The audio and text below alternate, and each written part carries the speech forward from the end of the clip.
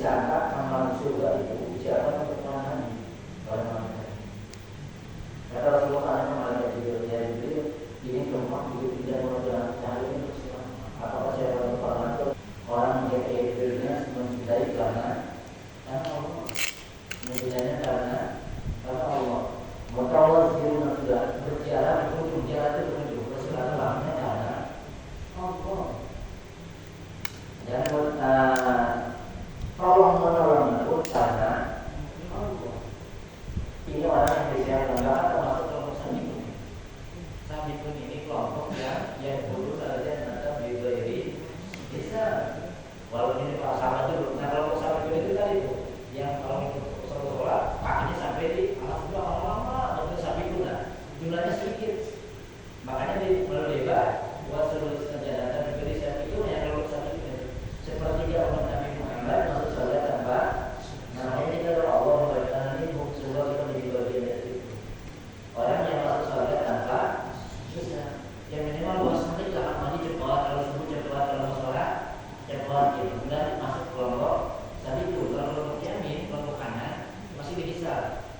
Tapi dengan amalan mereka lebih kanan. Coba di surat Fatihah ada Sabikun, ada Yamin, ada Shimal. Saya katakan begini, bukannya salah ya. Surat Fatihah ini sering diasumsikan sebagai ayat 1000 dinar untuk urusan rezeki. Padahal kalau kita baca terjemahannya dia mau ada kaitannya. Urusan dagang nggak ada. Tapi apakah bisa? Bisa. Quran itu hebat. Bisa saja walaupun secara arti tidak ada kaitan dagang, tapi bisa. Secara tidak langsungnya karena kenapa surat Fatihah kalau kita baca terjemahnya saja di awal ayat sampai kalau di akhir ayatnya itu sudah cerita tentang hebatnya Quran. Coba di akhir ayat surat Fatihah itu tentang hebatnya Quran. Diturunkan dari yang maha mulia. Quran itu kitab mulia, diturunkan dari maha mulia. Yang bawa juga malaikat Jibril, makhluk yang paling mulia. Yang terima juga manusia paling mulia di Nabi Muhammad. Maka orang yang dekat Quran akan dimuliakan. Coba di surat Fatihah terakhir. Nah kalau di tengah-tengahnya cerita tentang tadi ada 3 kelompok manusia, ada Sabikun dan Dukail, termasuk di surat Ma'awasna kita belajar tentang ibadah. Setelah Al-Quran diturunkan oleh Allah kepada Rasulullah dan kepada kita umatnya, ini termasuk umat pilihan. Mustafa itu umat pilihan oleh Allah. Maka manusia itu terbagi jadi 3. Ada yang zalim li nafsi, ada yang muqtasid, ada yang sabiquna bil khair. Tapi biiznillah ayatnya pakai biiznillah. Bisa melakukan perkara itu juga karena izin Allah. Saya kalanya begini, kalau sahabat Badar dulu jumlahnya 313 sampai 300 atas ada riwayat. Itu sama Allah sudah dibebaskan. Kalau dia berbuat maksiat itu tetap emang ahli surga. Itu akibatnya. Bebas, dia mau akan juga bebas. Tapi ahli ibadah gimana kuat? Kalau kita yang dibebasin, kamu mau udah bebas lah, maksudnya mau berbuat maksiat juga gak apa-apa gitu. Kayak sobat Badar gitu. Wah rasanya kita mah semuanya hidup, tapi orang berada tidak ya kalau dia golongan kanan, golongan yang memang kebaikannya lebih banyak masa kehidupannya bisa, tapi ringan bisa dan sia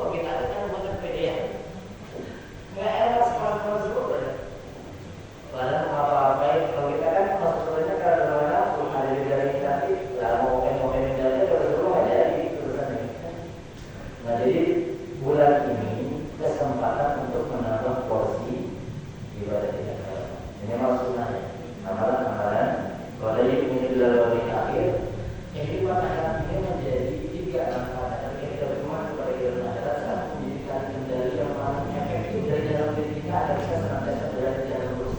Orang yang beriman kepada kehidupan akhirat pasti curangnya ya itu tanda kendali yang paling efektif dari dalam diri kita. Karena nanti pakai yang nanti setelah terjadi, ya pakai yang nanti terjadi. Kalau kita berbuat baik ada balasannya, berbuat buruk juga, sehingga ada kehidupan akhirat kita. Karena dunia bukan batas bukan pada dasar bukan itu dunia kita cuma ya sedang senang di dunia. Nah juga ada menjadi kali kendali yang kedua, jadi mengoptimalkan ibadah kita, kebaikan kita, karena kita yakin akan ada balasannya. Jadi mengoptimalkan seluruh kemampuan kita dalam kebaikan, warisan beliau tadi, orang-orang soleh. Dan yang ketiganya adalah efek daripada iman kepada akhirat itu, ya sehingga ini kan jaminan masa depan yang pasti dan yang menjadikan Allah Subhanahu wa taala.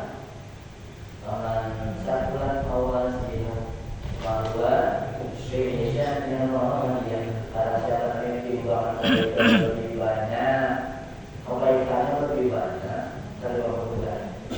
Kan kalau dari ini Allah sendiri pada Subhanallah nggak bilang gini, kalau nanti kebaikan lebih banyak buruknya harus buruknya malah di situ. Barang siapa yang kebaikan lebih banyak, bahwa ini jadi dia akan mendapatkan itu ketenangan, puas. Tapi sebaliknya, wa aman khofat maulana dan bahasa keduanya, kalau kebaikannya lebih sedikit, coba tak dilakukan. Kalau kebaikannya lebih sedikit, kan kita juga mikir atau kata sebagai apa? Tapi bahasa Quran kalau tidak menyebut kalau keburukan lebih banyak tidak gitu. Makanya yang paling bertahan yang Rasulullah, yang lalu bagian dari Muhammad Sallallahu Alaihi Wasallam. Kenapa? Karena memahami Quran, bahasa Quran bahasa cinta. Quran ini surat cinta, bahasa surat cinta pakai kata. Jadi kalau mau bahasa enak, satu sering baca Quran. Nanti bahasanya indah. Karena ada maksud bahasa. Terus yang soal amalan yang luar biasa. Hebatnya luar biasa. Ya, jadi indah. Nah kalau kita banyak berbuat, ternyata ini pun memang tidak hanya di akhirat. Allah itu maha biasa. Kalau kebaikan kita di dunia ini lebih banyak, kita akan dapatkan tenang gitu. Nggak ada susah terus. Gitu. Walaupun kesusahan pasti ya ada namanya di dunia. Ini kan untuk melatih diri. Karena ada kata-kata yang harus tidak terima itu pun mekanisme Allah bagi kita itu tenang sebenarnya begitu. Coba disilakan saya baca. Allah sudah tertulis di zaman ajali. Maksudnya apa? Apabila kita mendapatkan anugerah jangan senang berlebihan. Apabila kehilangan jangan sampai putus. Itu adalah takdir. Misalkan kita kehilangan orang yang paling kita sayang, biar kita tidak sampai ya kehilangan saya kalau sampai drop gitu. Cuma kadang-kadang ngomongin takdir itu salah, di konsep ibadah salah. Takdir itu kalau berkaitan dengan proses terjadi kehidupan, karena takdir berlaku setelah alam diciptakan. Walaupun ketetapan tulisannya sudah, coba bahasanya gini lah. Kita mati kan sudah ditakdirkan sama Allah. Benar? Jadi kalau nggak mati, berarti nggak ada yang loncat dari lantai 7 blok. Kalau dulu tarikatnya malah mati yang begitu, makanya nggak berlaku kita takut mengikutnya. Malah mati yang ikut tarikatnya, pembuktiannya benar. Jadi kalau emang takdir baru loncat benar. Malah mati. Ada dulu satu nanti dari zaman ada lagi tarikot malah mati yang benar, malah mati yang benar. Cuma orangnya nggak ada. Cuma kalau dipikir dia dalam mereka badan yang entah kayak gitu, dia malah menyembunyikan kebaikannya. Mau menyembunyikan kebaikan, malah di mana-mana saja dia bilang itu. Tapi yang Allah ketawa, dia katakan wali itu kalau ketawa, dia katakan. Ya jadi sebagai kamu terakhir, saya pada malam hari ini. Lalu nanti di bulan Ramadan, mari sama-sama kita menambah porsi ibadah kepada Allah, baik itu dalam hal-hal yang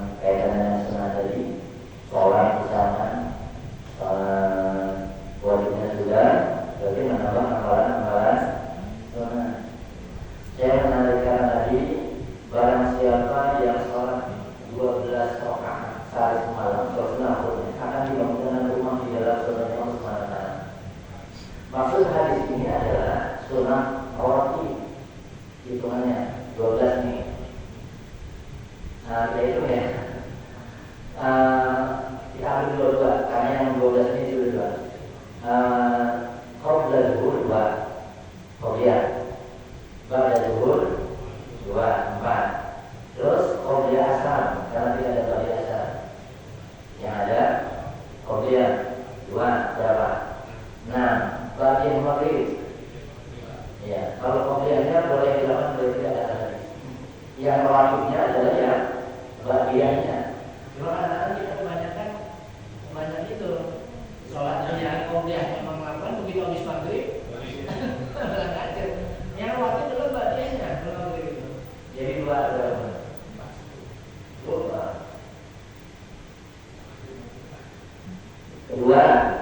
Kedua 8. Terus qobliyah isya 2 atau ba'da isya. Jika kita tutup ba'da isya, qobliyah itu malah tidak terlalu.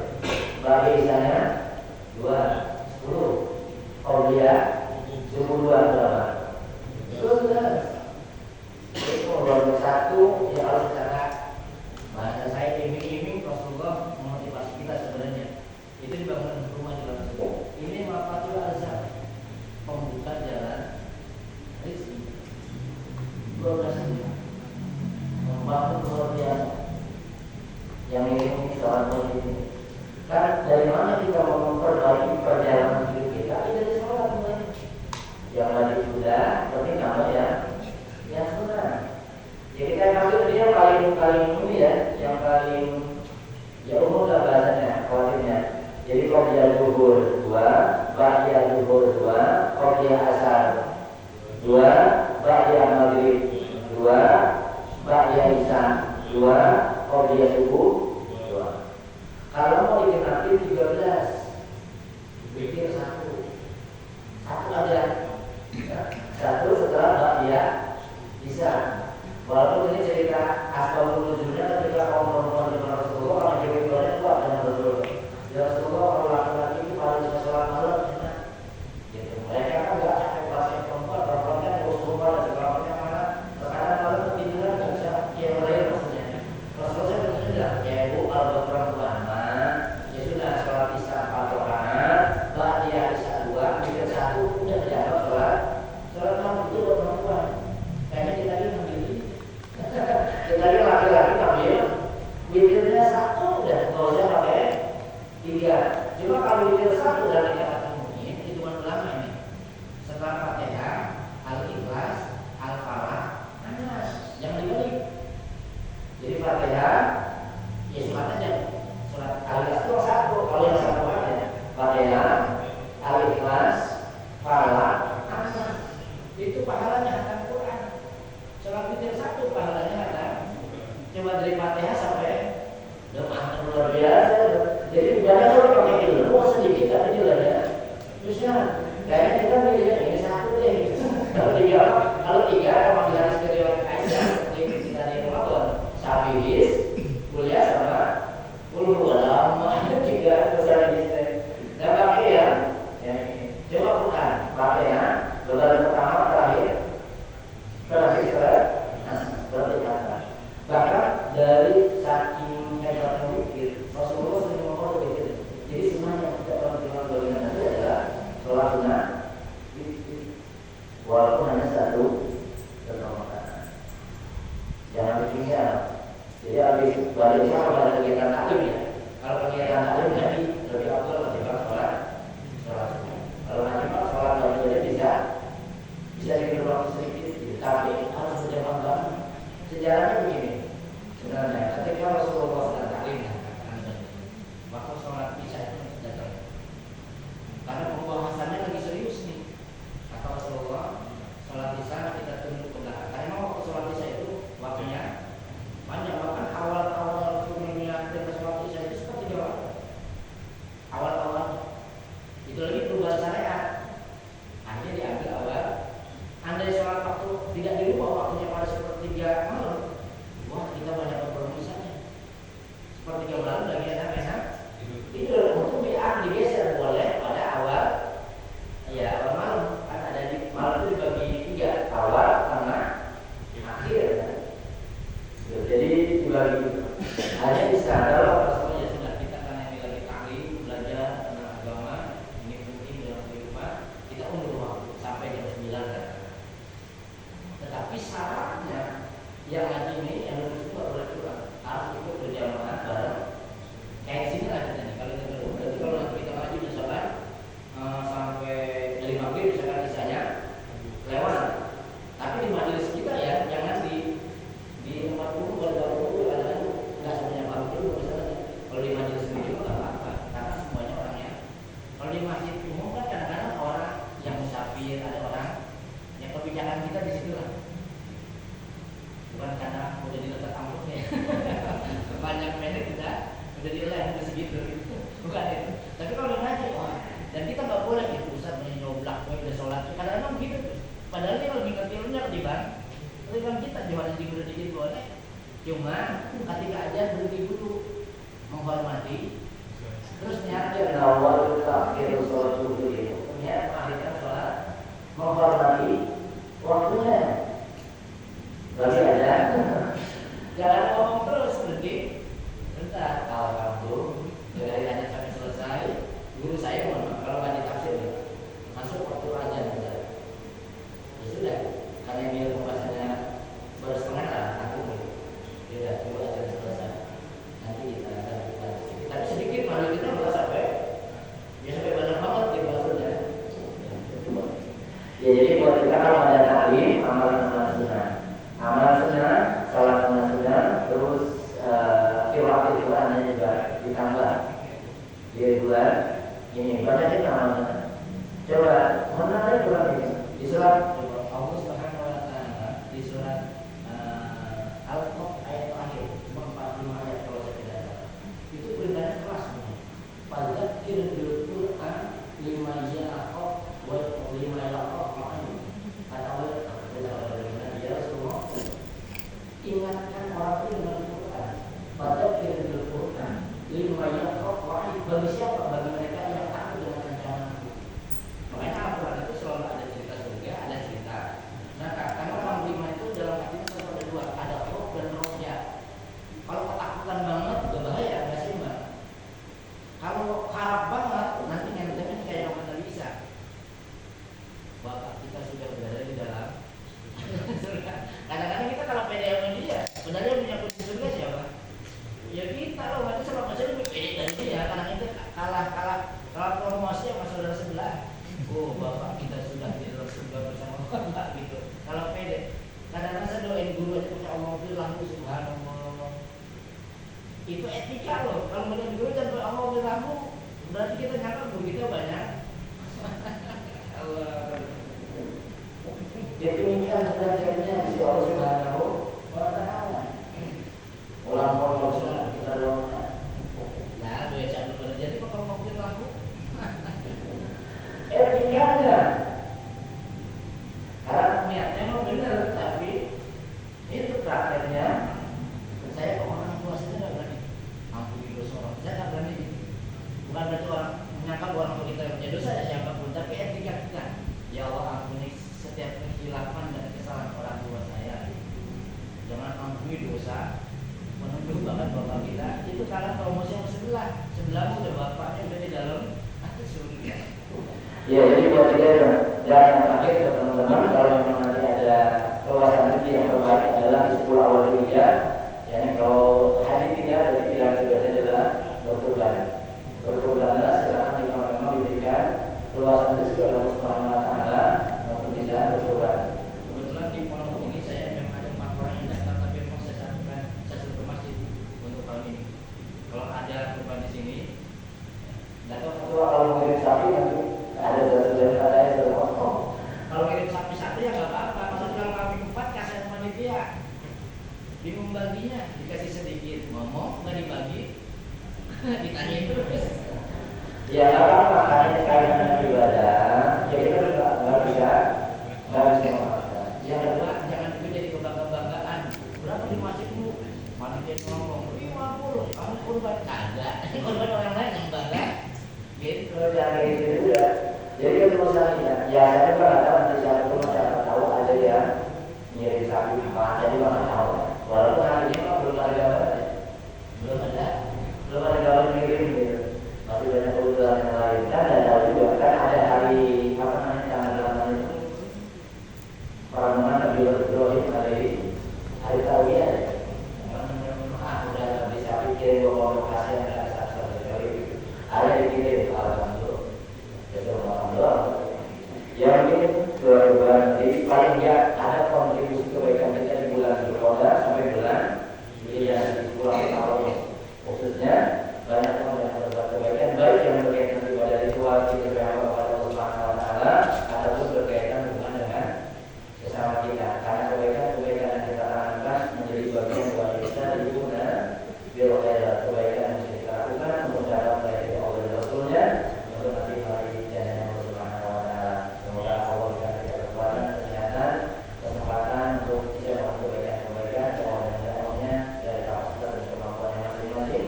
Dan semoga Allah tidak apa yang kita lakukan dalam hari ini ya.